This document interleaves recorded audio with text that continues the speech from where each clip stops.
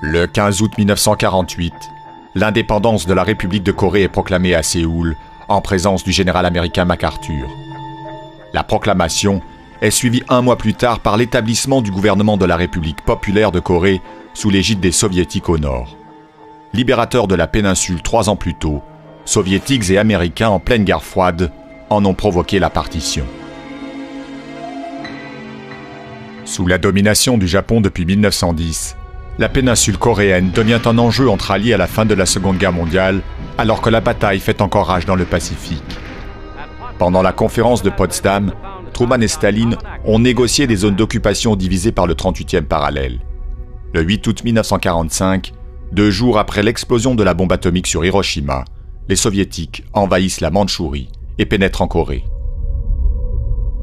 Dès la capitulation japonaise, les États-Unis, craignant une mainmise soviétique sur la péninsule, s'empressent de débarquer dans le sud pour occuper la capitale Séoul.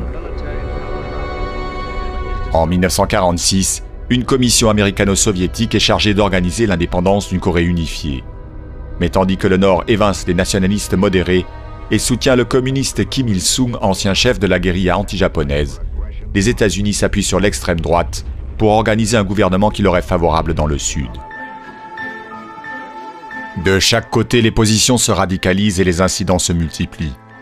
En juin 1950, les forces nord-coréennes franchissent le 38e parallèle et envahissent le Sud. La guerre de Corée, marquée par l'intervention d'une coalition occidentale menée par les Américains sous le drapeau des Nations Unies, puis par celle de la Chine communiste, creuse profondément le fossé entre le Nord et le Sud.